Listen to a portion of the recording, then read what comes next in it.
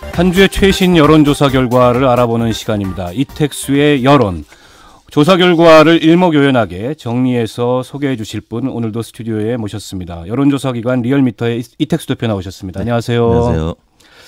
자, 저는 정당 지지율부터 먼저 확인해 보고 싶은데요. 네네. 그래도 정해진 순서가 있기 때문에 네. 이번 주에 스페셜 조사 어떤 게 있었습니까? 네, 지난주에 이제 정부가 중요한 발표를 했습니다. 60세 정년을 맞은 근로자들이 이후에도 더 잘할 수 있도록 해서 일을 할 수 있도록 해서 사실상 정년을 65세로 연장하는 방안을 검토하겠다는 것인데요. 네. 자, 계속 그래서 고용제죠. 저희가 네. 이 계속 고용제, 즉 정년 연장에 대한 찬반 여론을 조사해 봤는데요. 정년 연장이 되면 무조건 좋은 것 아닌가 네. 이런 생각이 있는 반면에 근데 실제 여론의 반응은 그렇지 않은 부분도 있었다. 네. 이런 게 확인이 됐다 그래요? 말씀 좀 소개해 주시죠. 네, 정년이 연장이 되면은 노년층의 고용이 안정이 되고 또 인구 감소로 인해서 노동력이 부족해지는 현상을 완화할 수 있다는 장점이 있긴 한데 다른 한편으로는 노년층이 더 오래 자리를 유지하게 됨으로써 상대적으로 청년 취업이 감소할 우려가 있고요. 네. 청년 취업 굉장히 어려운 상황인데 네. 이런 우려가 있죠. 그다음에 정년이 연장이 되면 그만큼 국민연금과 같은 연금의 개시 연령이 높아질 수 있기 때문에 또 재정 차원에서도 반대하는 목소리가 있습니다. 자, 이렇게 찬반 여론이 있어서 네. 저희 김현정의 뉴스쇼에서 리얼미터에 의뢰해서 여론조사를 실제로 한번 해봤는데요. 네. 우선 조사 개요부터 말씀해 주시고 또 조사 결과 소개해 주십시오. 네, 저희가 지난 금요일이었습니다. 9월 20일 전국 19세 이상 성인 6,917명의 접촉을 해서 최종 502명이 응답을 완료했습니다. 7.3% 응답률. 무선 전화 면접 및 유무선 자동 혼용 방식이었고요. 표본 오차는 95% 신뢰 수준에서 플러스 마이너스 4.4%포인트였는데요. 네. 질문은 다음과 같았습니다. 최근 정부가 60세 이후 일정 연령까지 근로자의 고용을 연장하도록 하는 계속 고용 제도를 검토하기로 했습니다. 이에 대해 고령층 일자리 안정과 생산 연령 인구 확충을 위해 필요하다는 의견과 청년 일자리 감소 및 국민연금 수급 시작 연령이 늦어질 수 있다는 우려가 있는데요. 선생님께서는 계속 고용 제도에 대해서 찬성하십니까? 아니면 반대하십니까? 이렇게 물었습니다. 자, 조사 결과가 어떻게 나왔습니까? 찬성이 50.4%, 반대가 39.5%, 대략 5대 4로 찬성 의견이 10%포인트 이상 높게 나타났습니다. 그러니까 찬성 의견이 높긴 하나 네. 반대 의견도 거의 40% 가까이 나왔기 때문에 네.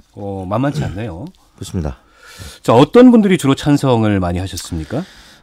현재 이제 근무를 하고 있는 피고용자들, 그러니까 사무직이거나 또 잠재 취업자들, 학생들, 또 연령이 낮을수록 또 진보 성향층에서 찬성 여론이 높은 가운데 응답자 전체에서 찬성이 절반가량으로 우세한 것으로 나타났습니다. 자, 그러면은 반대가 높은 그 응답자들, 네. 반대 응답자들은 주로 어떤 계층에서 반대가 나왔습니까? 자영업층. 그러니까 이제 은퇴하는 무관한 계층들이겠죠. 그다음에 이미 기은퇴하신 분들이 많이 포함된 60대 이상, 또 대구 경북 보수층, 자유한국당 지지층에서 다수이거나 절반을 넘었고요.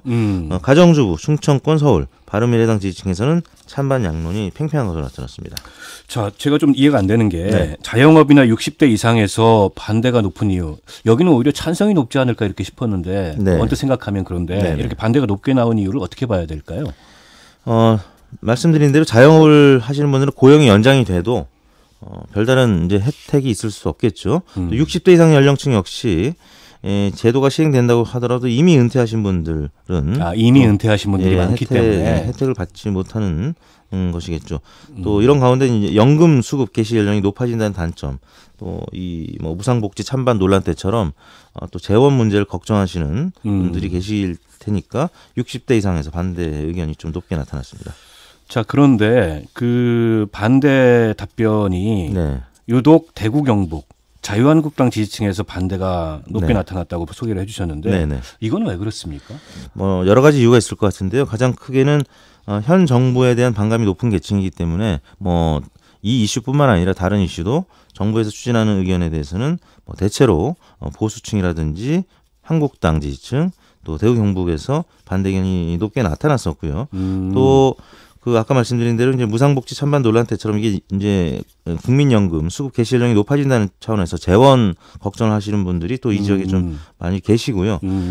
보수층에서도 이제 한국당과 바른미래당은 약간 온도차가 있었습니다. 자유한국당은 반대가 좀 높았고 바른미래당은 찬반이 팽팽했는데 네. 역시 바른미래당은 이제 젊은 세대들이 지지를 하는 정당이다 보니까 여기는 이제 아까 말씀드린 피고용층, 그 사무직이라든지 또 잠재 취업자층이 찬성이 높았기 때문에 여기는 찬반이 팽팽했고 자유한국당은 뭐 이미 은퇴하신 분들이 또 많이 있기 때문에 여기는 또 반대가 많은 것으로 나타났습니다. 이렇게 볼 수 있겠네요. 상대적으로 대구 경북 지역이나 자유한국당 지지층에서 반대가 높은 거는 네. 문재인 정부가 추진한 정책이기 때문에 그 네. 정책의 내용을 세세하게 따져보기 이전에 맞습니다. 일단 반대하는 경향이 굉장히 있고 또 상대적으로 노년층이 많기 때문에 반대의 네네. 목소리가 많다. 네. 이렇게 요약을 하면 될까요? 네, 맞습니다. 자, 역시 정책이 힘을 받으려면 정부 여당 지지율이 좀 나와야 네네. 그 정책이 힘있게 추진될 수 있는데요. 얘기 나온 김에 대통령 국정 수행 지지율 한번 확인해 보겠습니다. 어떻게 나왔습니까? 네, 9월 3주차 리얼미터 주간 집계가 나왔는데요. 긍정평가가 45.2%, 지난주 대비 2%포인트 하락했고요. 부정평가가 지난주 대비 2%포인트 높아진 52%로 최종 마감이 됐습니다. 근데 주중조사 결과가 나온 걸 보면 취임 후 최저치를 기록했다. 네네. 이걸 이제 리얼미터에서 발표를 맞습니다. 했었는데 그래서 이러다가 이제 40% 아래로 내려가는 거 아니냐. 네네. 즉 대통령 선거 당시에 지지율 밑으로 떨어지는 거 아니냐. 네. 이런 의견도 있었어요. 네. 다행히 뭐 이번 주중조사보다는 조금 올라갔네요. 네. 어떤 이유 때문에 올라갔다고 보세요? 지난주 저희가 주중 집계는 월부터 수요일까지 조사를 했던 수치인데요. 43.8%로 주중 집계상으로는 최저치였었고요. 네. 한국갤럽이 화요일부터 목요일까지 조사해서 금요일 날 발표한 수치가 41%보다 1%포인트 낮은 40%. 그러니까 이제 득표율보다 낮은 수치가 처음 발표가 됐는데 네. 리얼미터에서 이제 목요일, 금요일 또 이어서 조사를 해봤는데 주후반에는 좀 반등을 해서요. 20일 금요일 날은 긍정평가가 47.2%, 부정평가가 50.4%로 나타나면서 주간 집계는 주중 집계보다는 청와대 입장에서는 조금 다행스러운 결과가 나타났고 자유한국당이나 문제 보수층에서는 이 최저치가 경신되는 것 아니냐라고 했는데 그보다는 조금 반등하는 모습을 보여서 아쉬운 수치가 나온 것이죠. 자, 이어서 정당 지지도도 살펴보겠습니다. 이번 주 정당 지지율 어떻게 나타났습니까?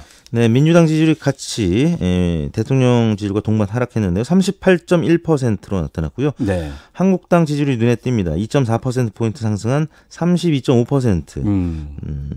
아직은 뭐 오차 범위를 살짝 넘긴 하지만 격차가 많이 줄었네요. 격차가 많이 줄었습니다. 네. 또 바른미래당 6.2%로 나타나서 정의당 5.3%보다 1%포인트가량 높아진 상황 때문에 정의당 심상정 대표가 좀 사과하는 모습까지 보였었고요. 네. 평화당 1.6%, 공화당 1.4%, 무당층 13.4%로 나타났습니다. 자, 민주당과 한국당의 격차가 많이 줄었는데 아무래도 네. 조국 장관 논란 영향으로 봐야 되겠죠? 그렇습니다. 조국 장관이 임명되기 전에 사실 가장 큰 이슈는 한일 관계 악화 소식이었는데 네. 7월 4주차에는 민주당이 43.2, 한국당 26.7로 뭐 20%포인트 가까이 이제 벌어져 있다가 지금은 리얼미터 기준하면 한 자릿수로 줄어들었고요.